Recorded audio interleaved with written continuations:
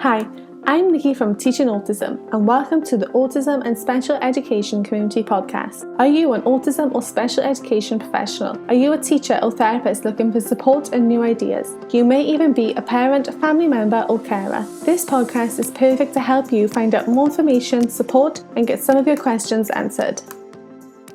Hi everyone, and welcome back to my Teaching Autism and Special Education podcast. I am so excited to have you here and listening to another one of my podcast episodes. Today I'm going to be talking all about errorless learning. I often get asked, why should we bother doing errorless learning? Or what are the actual benefits of doing something that our children can't do wrong? Well, today I'm going to be telling you what errorless learning is and the benefits it has when used with your students. So first, what is errorless learning? Errorless learning is pretty much what it sounds like. It's where students will complete a learning activity that is going to be correct always. They cannot get a wrong answer. When taking part in an errorless learning activity, you can provide your students with prompts, and this will help them to understand what needs to be completed and give the required response. However, over time, your child will get used to this type of activity and they'll know what's expected of them, and you can start withdrawing those prompts, following the correct prompting process. Errorless learning can be used with any child in any classroom or learning environment. However, I always find it really beneficial to use when we have very young children starting with us. These children may never have been to any sort of school or education environment before. They've probably never even sat at a desk and completed a work activity. So this is where I find errorless learning probably the most helpful in my classroom with my students. Errorless learning activities are usually quick to complete, and myself, I use file folder activities and task boxes, and my students love these activities.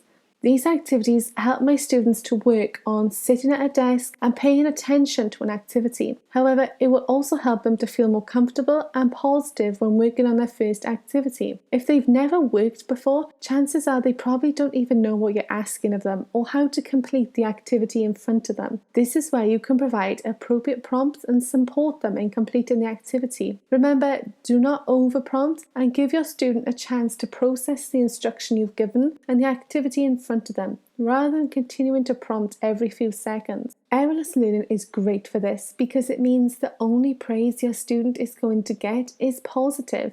They can't do anything wrong. The answer will always be correct. This will make our children feel good. It helps them feel successful, and when they get an answer right, they're going to feel proud of themselves.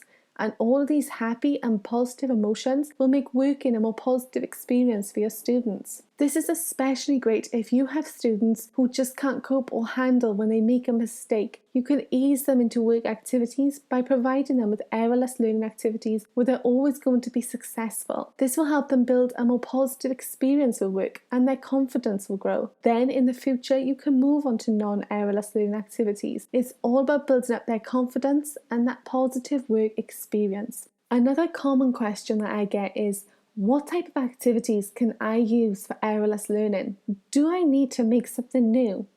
Chances are you probably will have to create something new if you don't have anything that's suitable for errorless learning right now. These can be adapted books, file folders, taskbox activities, and even task cards. They can even be hands-on games like fishing for fish using a magnetic fishing rod and pulling out all the red fish because you're only going to put the red fish into the water area. There's no room for error. They're always going to be successful. In my class, we love using file folder activities, and right now we are working on farm animals. This time of year is always about the farm for us because we always visit the farm for our end of year trip. By completing these activities, it gets my students used to different farm animals and what they may see at the farm. It also helps them get excited for our upcoming trip, and it keeps them working during this crazy end of year time. Another one of my favourite ways to incorporate errorless learning into my classroom is by using task boxes. If you follow me on Instagram, you'll probably see a lot of my task boxes being shared that I use with my students every month. At the start of the year, I always provide my students with some errorless learning task boxes. This is great for new students who may have never worked before or students who've never used task boxes before. It helps them get used to different hands-on activities, what task boxes are, and again, it provides them with that positive experience where they're being successful,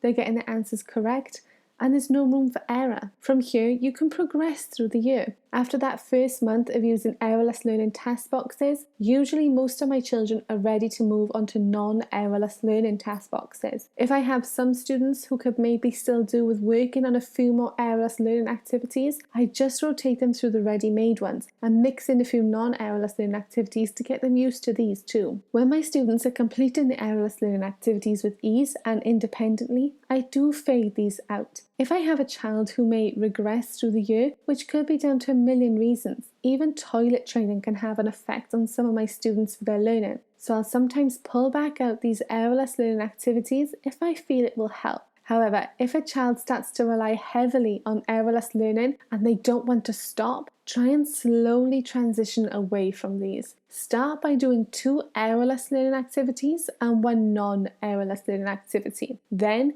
do 1 errorless learning activity and 1 non-errorless learning activity. Then 1 errorless learning activity and 2 non-errorless learning activities. So you're slowly completing more of the non-errorless learning activities and you're fading out those errorless ones. A lot of people often get confused about how they can record data when students are completing errorless learning activities. Although the children can't make any errors, there's still a lot of data that you can take away from errorless learning activities. You can record how long students can sit and pay attention to the activity for, how many prompts did they need, and if prompting was needed, what type of prompting was it? Was it verbal, gestural, or physical? Verbal prompting is pretty much as it sounds. It's where you've verbally prompted the child. You've told them what to do. Gestural, this could be where you point with your hand or your fingers. Some of my children even respond for gestural prompting if I use my eyes to look back to the activity to prompt them to stay back on task.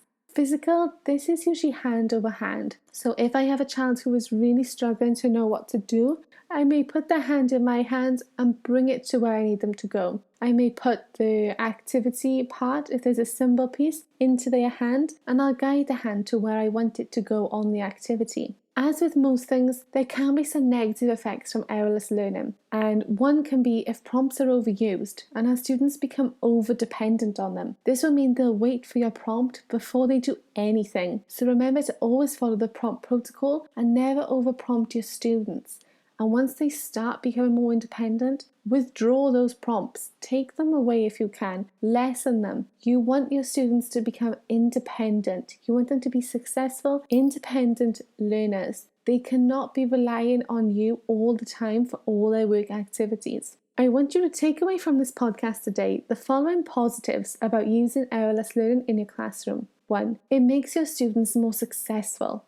And this will make them feel good about themselves. It will boost their confidence.